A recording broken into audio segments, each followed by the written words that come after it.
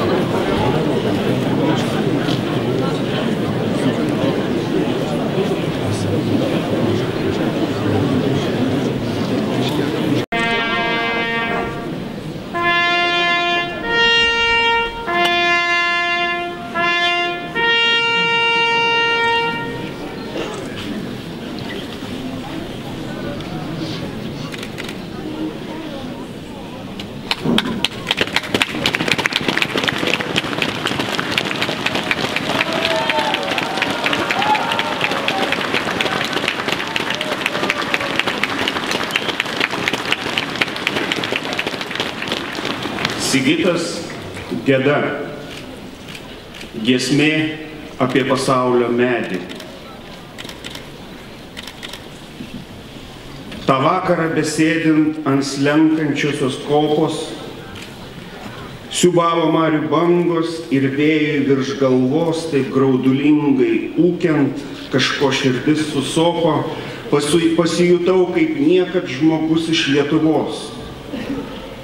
Čia protėviai klajojo, jie briedžiai žemę, arijų moterys žiūrėjo akim dangaus spalvos, o saulė tyliai grimzdo į prieblandą vakarę. Tenai esu aš buvęs žmogum iš Lietuvos. Iš ąžuolo kariūnai pilis ant kalno rentė Torunėje ir Kulme, čia pat prie Vėluvos augino Krišnai arklius, išjodavo į šventę, o jeigu mirs žinojo, esą iš Lietuvos. Ar melsdavosi girių gaudimui begaliniam, paskui į jūras plaukė pilni šviesos gyvos. Jie nekartojo niekad, kad Lietuva tėvynė, bet jeigu srūva kraujas žinojo Lietuvos. Iš Lietuvos bekraštės aidžios kaip baltų jūra, lik pat juodųjų marių linguodavo keliai. Paskui jų pilis griuvo, aukšti dievai paniuro, bet dar žydėjo rūtos, kvepėjo dobilai. Tiek sykių gimė, mirė, išraižė jūras buvo ir pragarą, ir dangų, ir šviesulius savus turėjo. Atkuriamojo Seimo pirmininkas, profesorius Vytautas Landsbergis.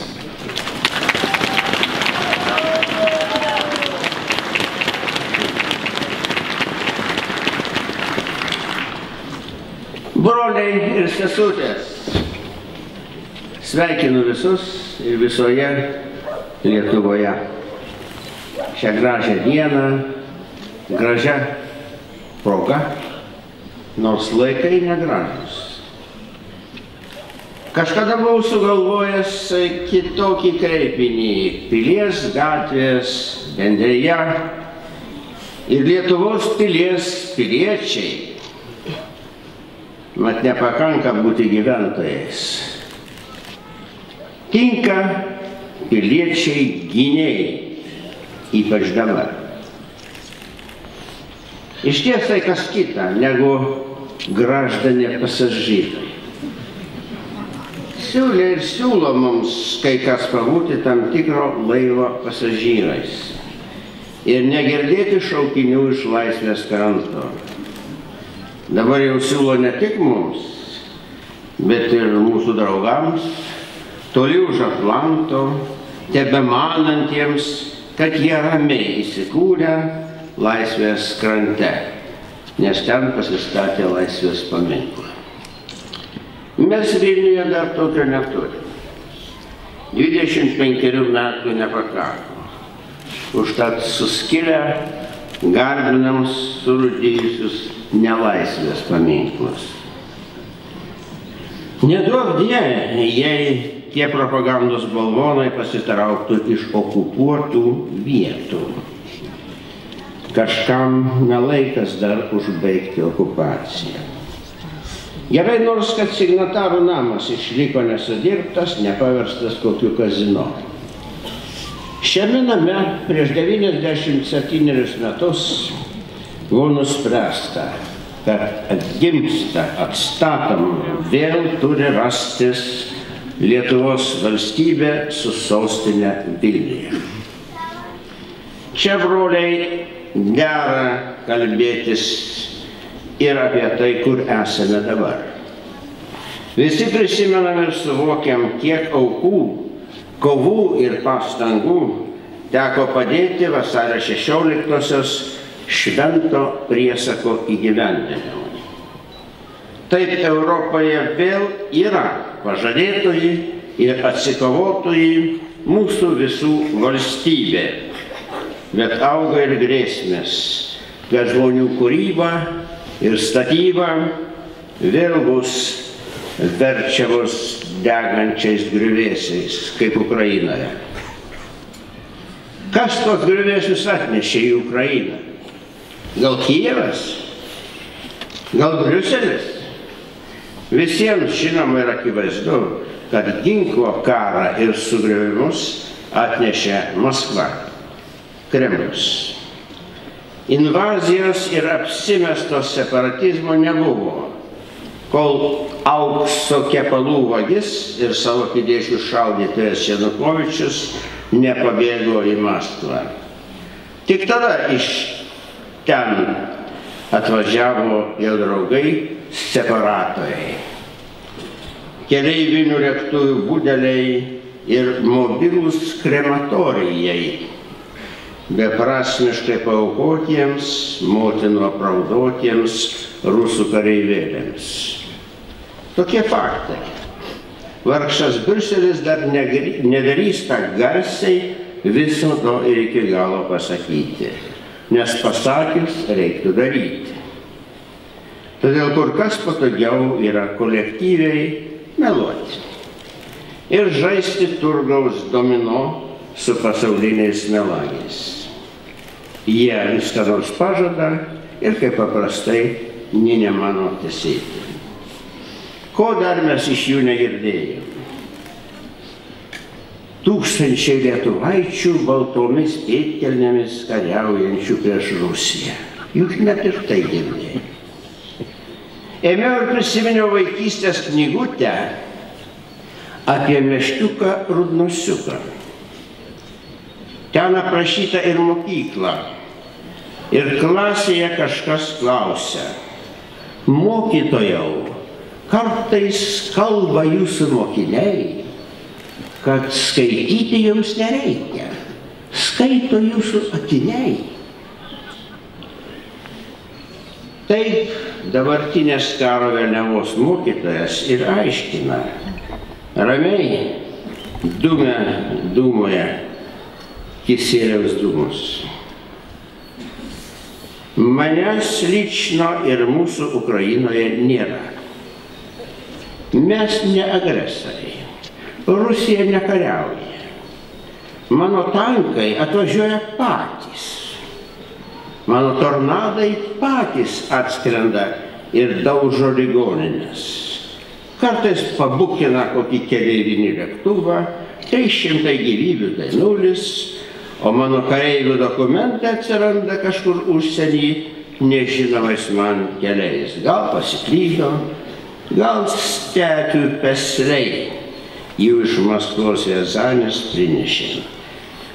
Štai tokias deklaracijas pasaulio tautoms skaito tie mano akiniai. O aš nieko dėtas. Žinom, kas taip sako. Mandalūs mokinukai linkčia galvomis, net balsuoja už Mikės Smilgėlio projektus. Bet žudomiems ukrainiečiams visai nejuokinga. Jiems aišku, kas tie ir kieno rubliais apmokami samdiniai, nors jie per visą apdumtą plotą gudriai vadinami separatistais. Tiesą sakant, jų kilmė globaliai separatistinė. Tai didžioji separatistė Rusija nutarus visa separuotis iš normalios valstybių bendruomenės. Dar mūsų pusės katukai ir pusi meškiukai to nepamatė. Bet ateina aršiai revanšistinė šalis, svajojanti apie buvusias kolonijas, net Pribaltus. Ji nuosekliai ideologiškai ir priešiškumo jausmais atsiskyrė, separavosi nuo Europos, nuėjo į meškų kampą ir siekia primesti likusiam pasauliui savo džiunglių įstatymus. Štai bent du. Numeris 1. Ką primušė, tas ir kaltas. Numeris 2. Jeigu aš ką nors užpuolu ir mušu, tai tam užpultajam neleistina gintis. Ir šiukštu neleistina jam padėti nuo manęs gintis. Šalin supuoja vakarai. Boko Haram. Tie vakarai regis dar nesuprato, kad meškų įstatymai jau viršesni už žmonių, net jungtinių tautų įstatymus. Zakon taiga. Судья Medvedь. Tai Sibiro katorgininkų išmintis, to išversiu.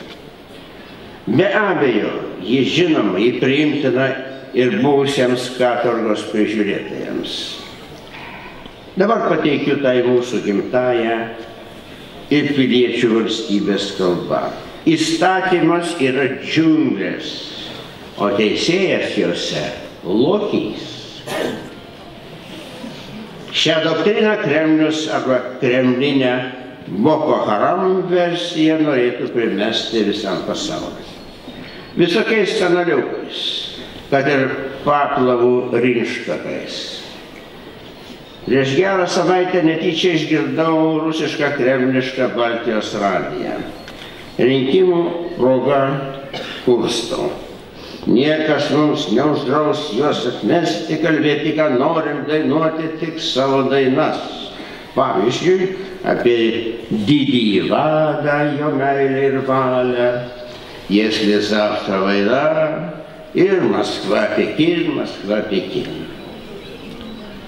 Iš esmės, tai vietinis Boko Haram. Tai ir reiškia vakarai prakeikti, juos reikia sunaikinti. Niekas mums neuždraus, taip supraskit, nekęsti vakarų, demokratijos, Ukrainos ir Lietuvos. Atmesti juos narsus klausytojai, kurie klausote tokių radijų. Ir te gyvuoja pacientų kiselevizija. Todėl dabar aš sakau jums, visi lietuviai, pabuskit, eikit balsuoti. Ir visi dar nesuzombinti rusai ir lenkai, eikit balsuoti už europiečių solidarumą, ne už Georgijaus juosteles. Ukraina dar ginasi nuo jų ir gina Europą, gina mus visus. Ten tikrai ne Putinovcų karas prieš banderovcus. Išvelkim esmingiau, juk stebi ne Obama, bet apvaizdą. Kai mes buvom puolami Vilniuje, gavau dovanų puikią plačią juostą su moterų įaustais žodžiais. Palaimink viešpatie galingas, lietuvių pastangas teisingas. Užtiesiau savo kabinete išilgai didelio stalo, prie kurio posėdžiaudavom laikinasis gynybos komitetas. Gal ir dabar jau reikia tokį įsteigti. Tada tikėjom ir laimėjom. Dabar vėl atėjo lemties metas. Koks toliau bus pasaulis, jeigu nori pratempti ilgiau negu lygi pirmadienio? Nepratemps, jeigu remsis neapykanta. Arba žmoniškumas, arba nežmoniškumas. Nepamirškim šios dienos Evangelijos ir arkivyskupo homilijos. Kam nerūpi žudomas brolis, tas yra Kaino talkininkas. Apsidairykime aplink save ir savyje, nes visi esame naujojo pasaulinio išmėginimo dalyviai.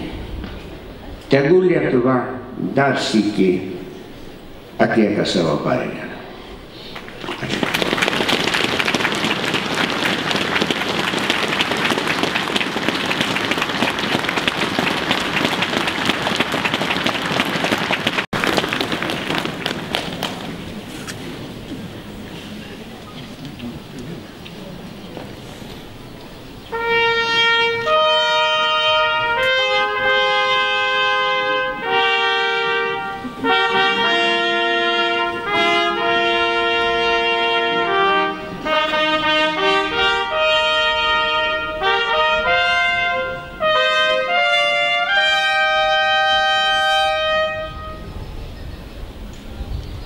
Nutarimas. Lietuvos taryba savo posėdyje vasario 16 dieną 1918 metais vienu balsu nutarė kreiptis į Rusijos, Vokietijos ir kitų valstybių vyriausybės šiuo pareiškimu. Lietuvos taryba, kaip vienintelė lietuvių tautos atstovybė, remdamos pripažintąją tautų apsisprendimo teisę ir Lietuvių Vilniaus konferencijos nutarimu rugsėjo mėnesio 18-23 dieną 1917 metais, skelbia atstatanti nepriklausomą, demokratiniais pamatais sutvarkytą Lietuvos valstybę su sostinė Vilniuje ir tą valstybę atskirianti nuo visų valstybinių ryšių, kurie yra buvę su kitomis tautomis. Drauge Lietuvos taryba pareiškia, kad Lietuvos valstybės pamatus ir jos santykius su kitomis valstybėmis privalo galutinai nustatyti, kiek galima greičiau sušauktas steigiamasis Seimas, demokratiniu būdu visų jos gyventojų išrinktas. Lietuvos taryba, pranešdama apie tai vyriausybėms, prašo pripažinti nepriklausomą Lietuvos valstybę. Už to nutarimo, nuo to laiko vadinta Lietuvos nepriklausomybės aktu, 12:30 minučių balsuoja visi 20 Lietuvos tarybos narių ir abėcėlės tvarka jį pasirašo. Jonas Basanavičius, Kazimieras Bizauskas, Mykolas Biržiška, Saliamonas Banaitis, Pranas Dovydaitis, Steponas Kairys, Petras Klimas, Donatas Malinauskas, Vladas Mironas,